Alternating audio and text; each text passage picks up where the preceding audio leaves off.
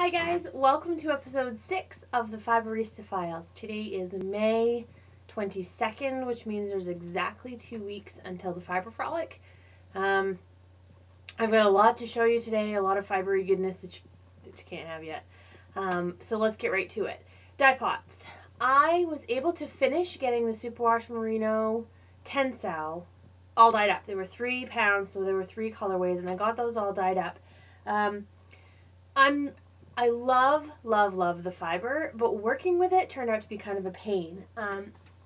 For those of you who don't know, Superwash Merino Tensile is it's a dense fiber. It's not thick and floofy. It's very compact into a very thin roving or top. And this is the first colorway I got done. This is called Poetic. This is deep purple, black, which almost looks more graphite gray with the Tensile in there, and a light silvery gray right in here, which kind of blends in with the purple. I freaking love this. You can see how shiny this fiber is. It's so beautiful. This one went great.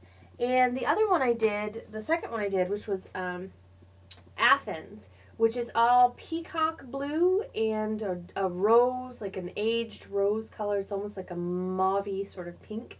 And there are undyed sections of this fiber, although this one doesn't have a whole lot of that. There is some white there. This also very shiny and beautiful. This one went great. But the third bundle that I had is called, I can't remember now if it's called Poseidon or Neptune. I think I changed it to Neptune because I like that better. All same sorts of blues and teals and some darker areas of navy blue that, again, with the Tensile have lightened up some. Beautiful. It's almost like too bright to show you on this monitor according to my screen. But this one, it wasn't this specific braid. I didn't bring the braid that I broke to show you. When you pick it up out of the rinse, which it sits in a bowl of water and cools down from the dye process and rinses the vinegar and any excess dye out so that it doesn't bleed when you dye it. When you pick up the top, it's actually, the fibers are so well aligned that they will split apart.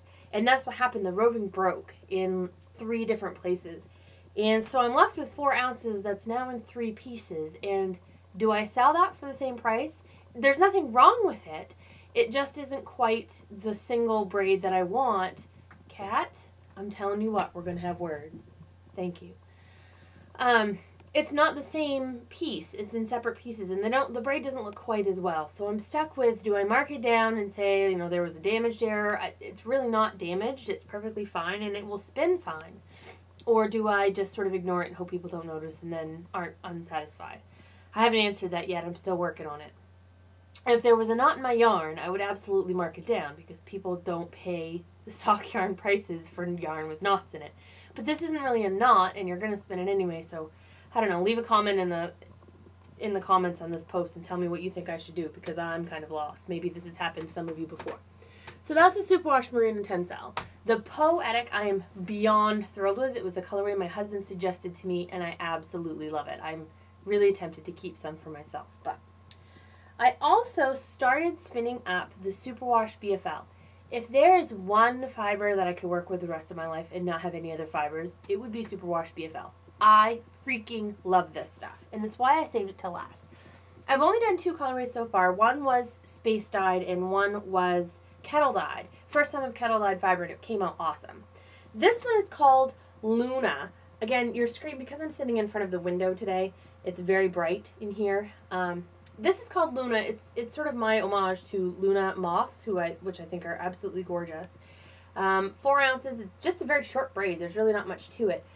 The crimp on this stuff, I hope you can see this, is so great. I absolutely love the crimpiness. It's like 1980s hair. It's awesome. Love it. So that's Luna. And the other one is called Life's Lemons. Bright yellow and lemon and yellow colorway. This was kettle dyed. I stuck it in the kettle. I put some dye in, put the fiber on it, put some more dye on, and a different shade of yellow and just sort of let those steam set in there. So, and again, you can totally tell the crimp on this stuff. It's amazing.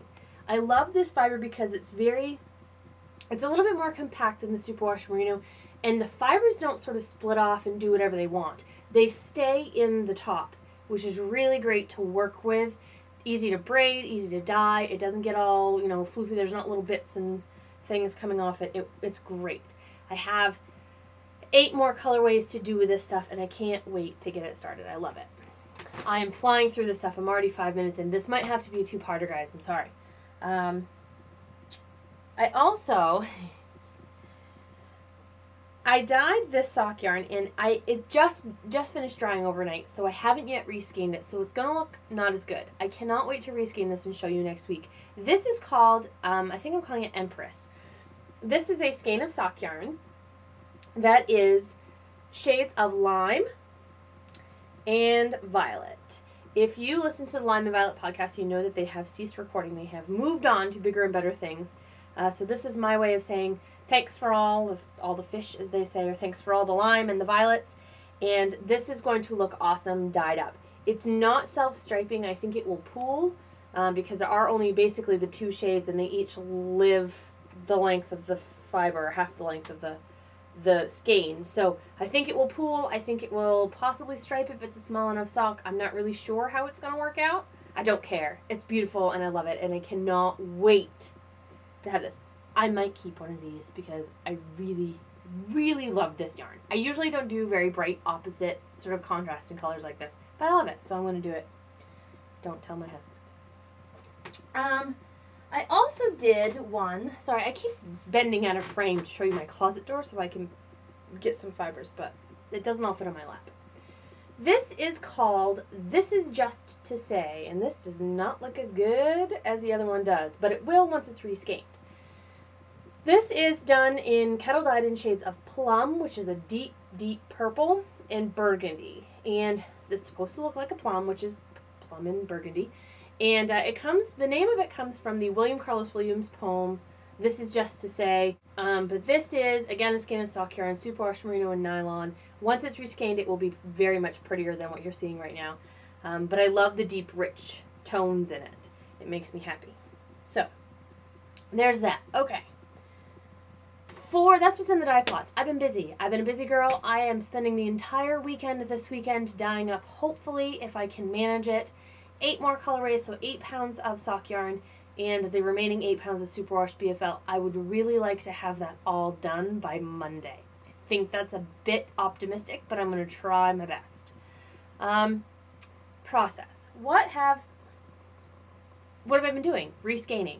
I reskein everything by hand. When I make the skeins of yarn to dye, they come off a cone, and I have a Swift that will do 2 skeins at once, but it's not machine powered, it's hand powered.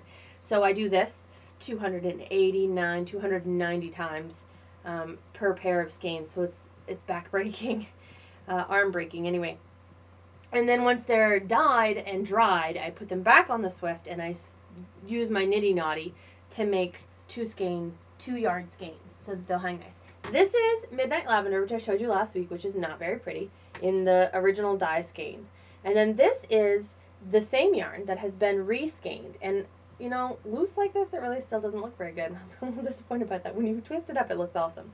You can see the difference in the length of the skeins here. This is the one that I do when I dye, and then this is the one that comes off the nitty knotty. It's significantly longer. And the reason for that is twofold. One, reskeining realigns the fibers so that they don't look all blotchy like that. 2, reskeining helps me to have a consistent length of all of my fibers, because some tend to foof a little bit differently depending on the tension and whatnot when you're drying it and all that. And this will hang off of my rack, and they'll all be in a nice row, and they're all exactly 2 yards, and they're nice and consistent. They're also very easy to twist up because they are so long. They're not too fat. I'm going to do this super quick while I talk. They skein up very nicely into a nice little hank that I can twist up for my customers and, you know, put them in a bag and say, thank you very much for shopping at Highland Handmaids. Enjoy your yarn. But this is the skein, and of course it looks fabulous in the skein because that's the way it works. That's the magic of dyeing. So this is Midnight Lavender, reskeined and done up in a hank. Yeah, it's a long process, but that's the way it's got to be in order for it to look right. I am hopefully going to use some of my profits from the Fiber Frolic to buy one of the Crazy Monkey, I'll link that in the show notes, Crazy Monkey skein winders and Swifts. I'm going to have to tell the rest in part 2, guys, so hang on just one second.